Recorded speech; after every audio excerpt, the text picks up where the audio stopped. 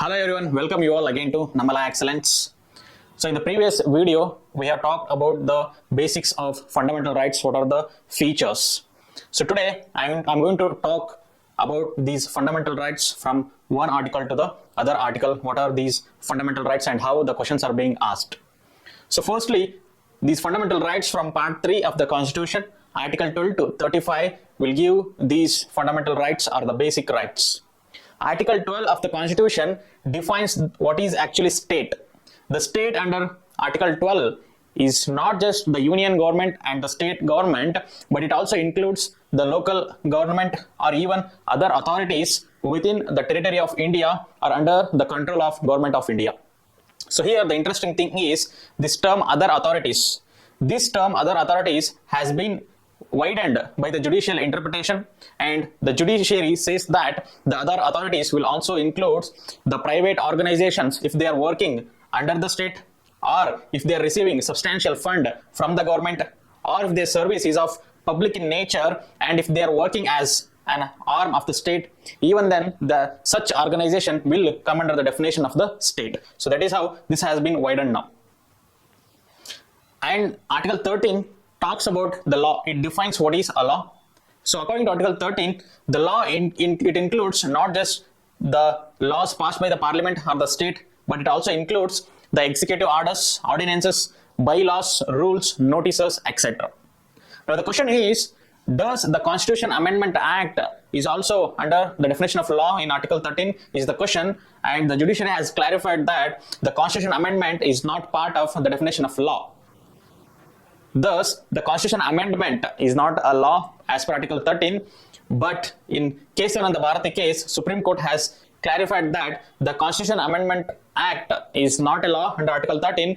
However, it can be challenged in the court on the violation of fundamental rights that forms the basic structure of the Constitution.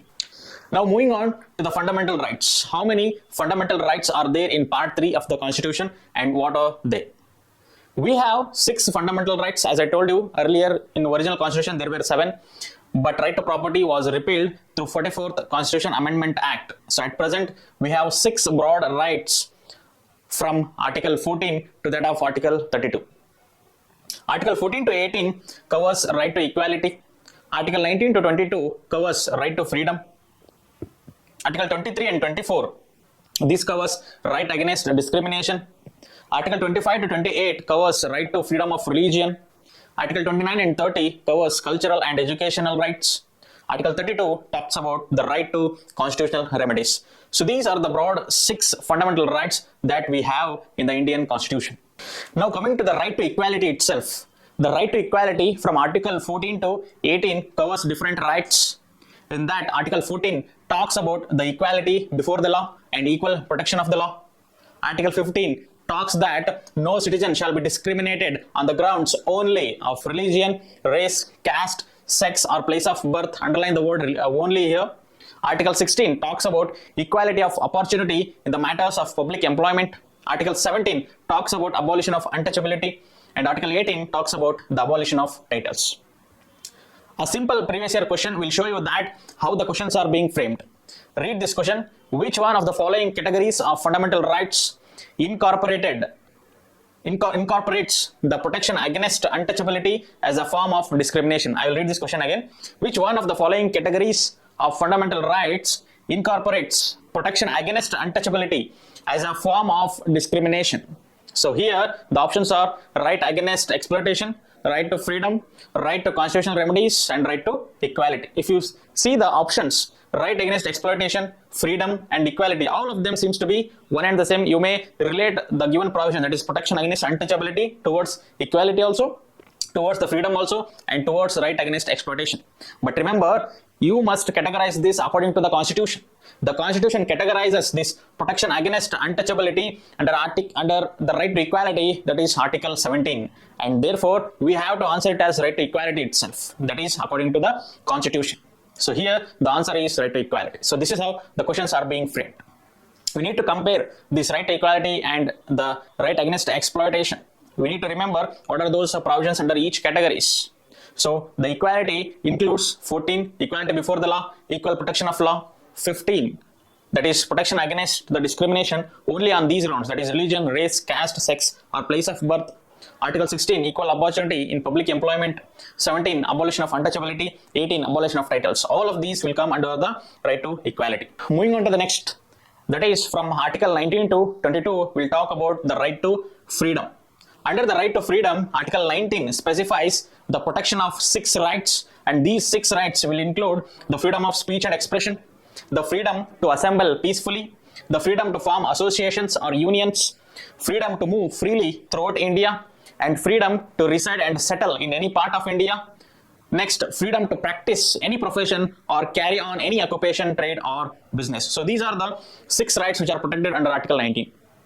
And as I told you, these rights are not absolute. These are qualified. That is, there can be reasonable restriction by the state. Then Article 20 talks about protection in respect of conviction for the offences. 21, protection of life and personal liberty. And under this, Article 21A talks about right to education. And Article 22 talks about the protection against arrest and detention. So these, from Article 19 to that of 22, these are categorized broadly into the right to freedom. And coming to the next category, that is right against discrimination. So this is covered under Article 23 as well as the 24. This right against discrimination includes Article 23, which is prohibition of human trafficking and forced labor, and Article 24 talks about the prohibition of child labor.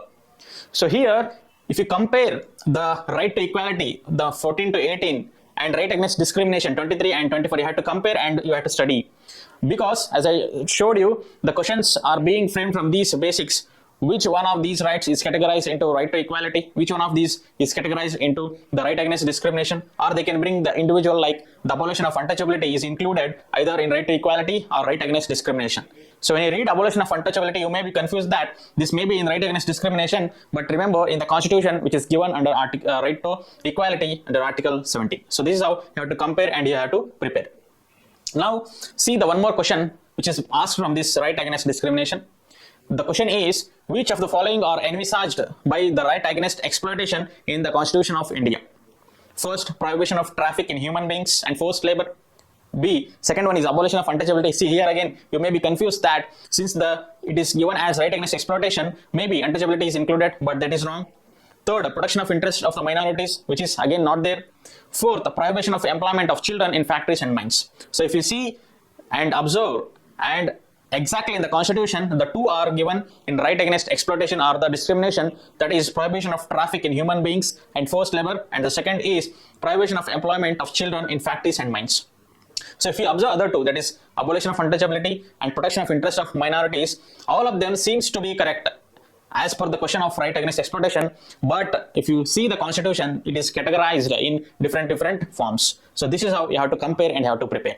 Then the next category of rights is the freedom of religion. So this is covered from Article 25 to that of 28. Article 25 talks about the freedom of conscience, profession, practice and propagation of any religion. Article 26 talks about the freedom to manage the religious affairs.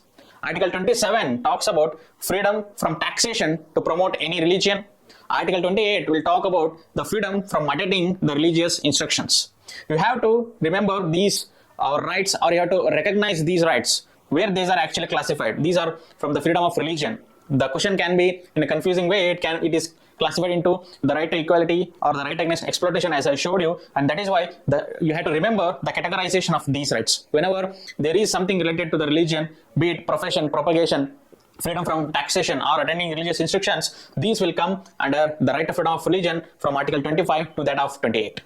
And the next category is the cultural and educational rights. So this is the broad category. Under this, Article 29 talks about the protection of interest of the minorities, that is to protect their culture and their language as well as the script.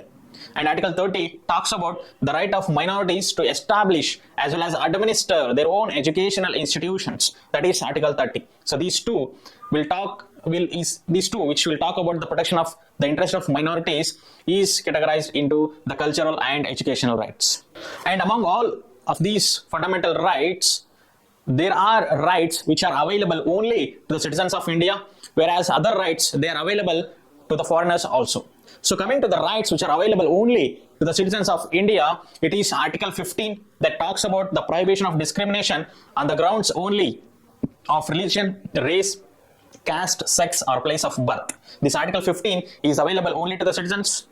And Article 16 that talks about equal opportunity in the matters of public employment. This is available to only citizens.